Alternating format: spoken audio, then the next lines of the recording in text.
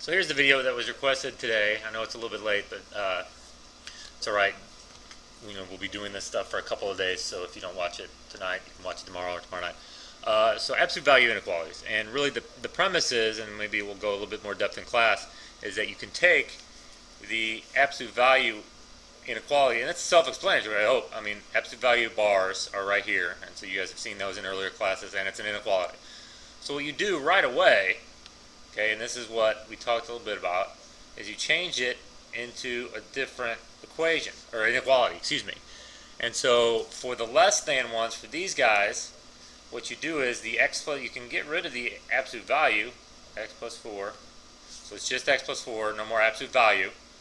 And what's up is that it's got to be less than 5, and at the same time it's got to be greater than negative 5. So it's sandwiched in between 5 and negative 5. And this now looks like something that we've been doing in class.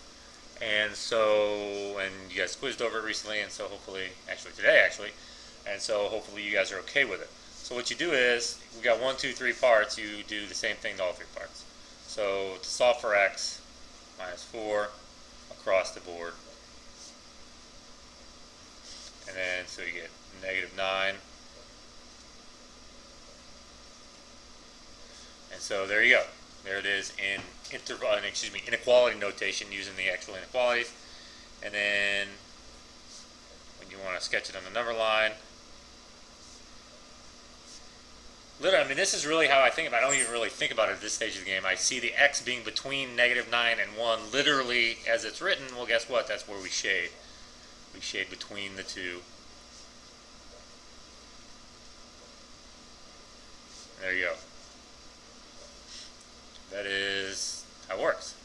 Okay, so you switch to something without absolute values and then solve that thing that is, well, hopefully, I mean, I don't know, but hopefully you're comfortable with it now. Okay, and this is always how this goes. If it's absolute value less than a positive number, okay, and this has to be positive, in this case it's positive 5, so there you go. Alright, if it's absolute value less than a positive number, this is always how you handle it. Okay? The thing that was in the absolute values goes in the middle. You got the positive number that we started with, and its negative version on the other side. Okay, this is always how you can do it. And then from then on, it's pretty standard deal.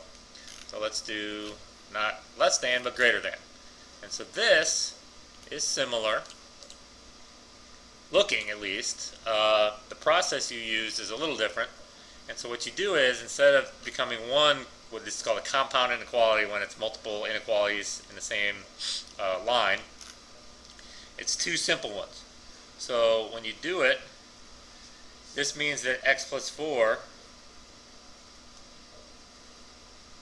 is greater than 5, or also could be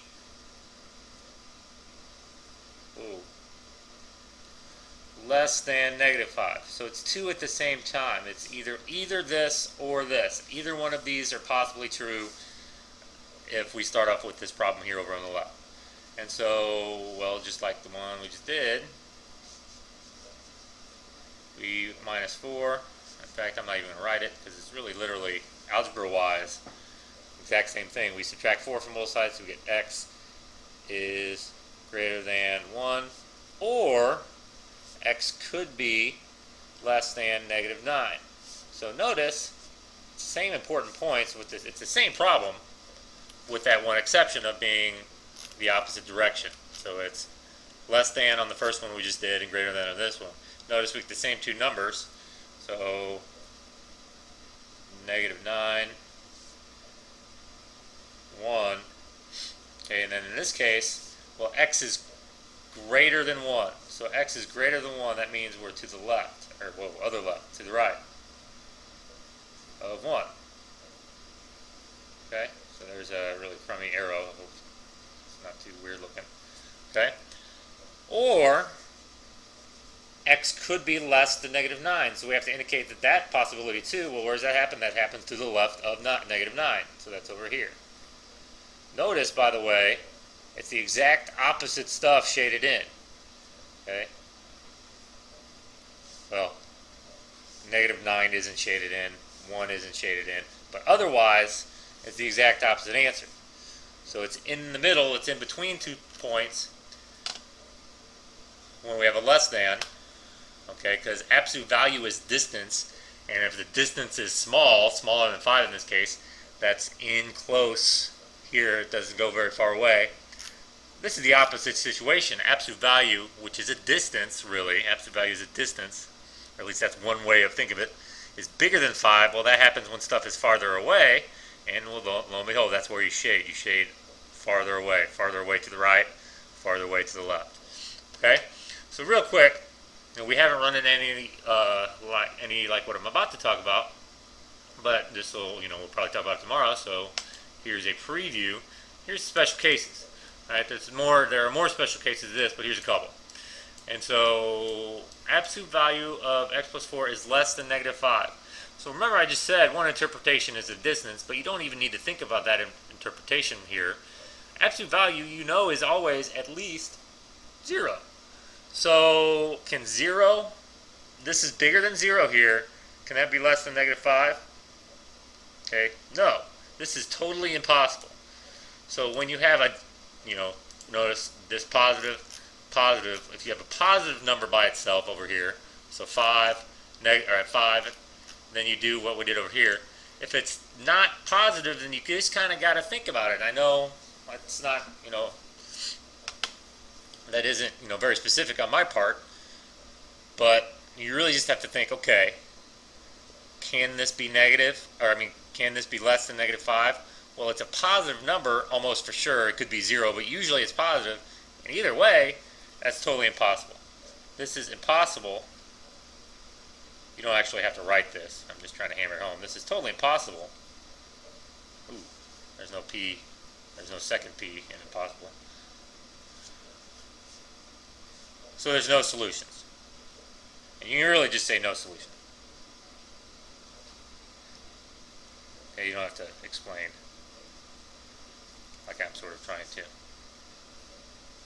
Okay, and I guess this should be capital probably. Alright, so this is impossible, so there's no solution. Well, this is the opposite scenario, really. Okay, this is something that is at least 0. This is 0, but it could be positive. When is that greater than -5? When is a positive number greater than -5? Well, no matter what x is. No matter what x is, that's true.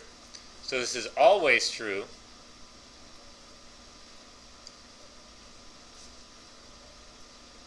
Oops. Always true, so guess what? It's all real numbers. The solution is all real numbers.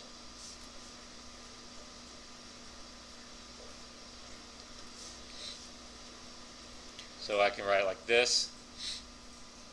I could actually write out all real numbers. X can be any real number, so the solution set, if you want to be fancy pants about how you say it, is all real numbers. Or you write the little r, or if you want to use interval notation, it's all the numbers between -infinity and infinity. That's one way of kind of defining what the real numbers are. It's all the numbers that are between -infinity and infinity. And there you go. Special cases. Now, actually, I'll do one more on the fly, actually, so I guess I'll pause it and do one more. So here's a harder example. And the thing is, it's something that I've not really talked about, because, frankly, we've only been doing kind of introductory problems in this section, is if you can do, you can't do what I did here or here until the stuff inside the absolute values is by itself in the inequality. And so that is definitely not the case here. So you might have 1 or 2 different steps before you can actually do what I was doing before. And so here you have to add 5. And so you get, I'll cancel, absolute value 2x minus 1